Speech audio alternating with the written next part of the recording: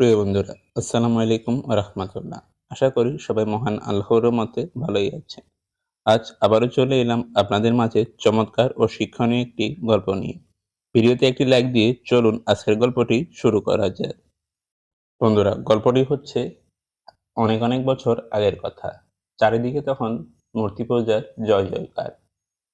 ছোট্ট ইব্রাহিম আলাইহিস সালাম অবাক হয়ে দেখছেন তার পিতা নিজ হাতে পাথর খোদাই করে মূর্তি বানাচ্ছেন এবং মানুষ সেই মূর্তির সামনে মাথা নত করছে, সেই মূর্তিকে সেজদা করছে।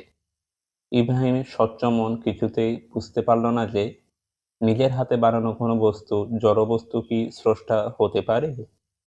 এরপর অস্থির হয়ে হযরত ইব্রাহিম আলাইহিস সালাম বেরিয়ে পড়লেন সত্যের সন্ধানে। শুরু হলো এক রোমাঞ্চকর যাত্রা। রাত ঘনিয়ে এলো। আকাশে একটি উজ্জ্বল নক্ষত্র দেখে ইব্রাহিম আলাইহিস সালাম ভাবলেন, এটাই হয়তো আমার পালনকর্তা। কিন্তু রাত শেষে সেই নক্ষত্রটি যখন মিলিয়ে গেল, তখন তিনি নিরাশ হয়ে বললেন, যা হারিয়ে যায়, যা মিলিয়ে যায় তা তো সৃষ্টিকর্তা হতে পারে না। অতঃপর ইব্রাহিম আলাইহিস সালাম দেখতে পেলেন আকাশে রূপালি চাঁদ উঠেছে, বিশাল তার আলো। তিনি দেখে ভাবলেন, এটাই বোধহয় আমার রব। কিন্তু ভোরের আলোয় চাঁদ যখন ফিকে হয়ে গেল, তখন তিনি বুঝতে পারলেন এ চাঁদও পরনির্ভরশীল। এরপর সবশেষে দিনের বেলা তেজস্বী সূর্য উদিত হলো। তিনি চিৎকার করে বললেন, এটাই তো সবচেয়ে বড়, নিশ্চয়ই এটাই আমার সৃষ্টিকর্তা। কিন্তু দিন শেষে সূর্য দিগন্তে ডুবে গেল। তখন ইব্রাহিম আলাইহিস সত্যের সন্ধান পেলেন। প্রিয় বন্ধুরা, হযরত ইব্রাহিম আলাইহিস সবকিছু দেখার পর তিনি বুঝতে পারলেন যে চাঁদ, সূর্য, নক্ষত্র এরা কেউ নিজের শক্তিতে চলে না। এরা সবাই কোনো এক মহান সত্তার হুকুমে বাধ্য। অতঃপর তিনি ঘোষণা করলেন, আমি সেই মহান সত্তার দিকে মুখ ফেরালাম, যিনি আকাশ ও পৃথিবী সৃষ্টি করেছেন। আমি কোনো মুশরিকদের অন্তর্ভুক্ত নই। প্রিয় বন্ধুরা, চমৎকার এই গল্পটি থেকে আমরা কি শিখলাম? চমৎকার এই গল্পটি আমাদের শেখায় যে সমাজ যা করছে তাই ঠিক। আগের যুগে বাপ-দাদারা যা করে গেছেন তাই ঠিক, এমন কোনো কথা নেই।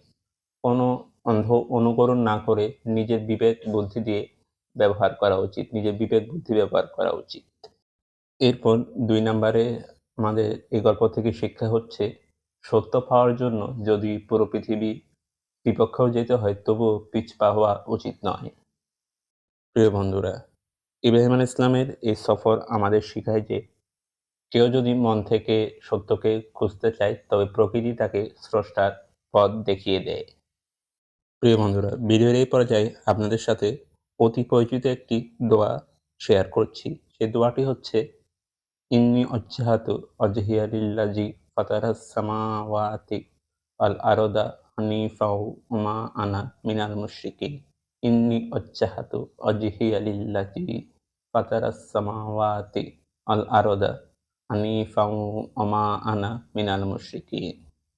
এটি এই গল্পে উল্লেখিত সূরা আনআমের 79 নম্বর আয়াত।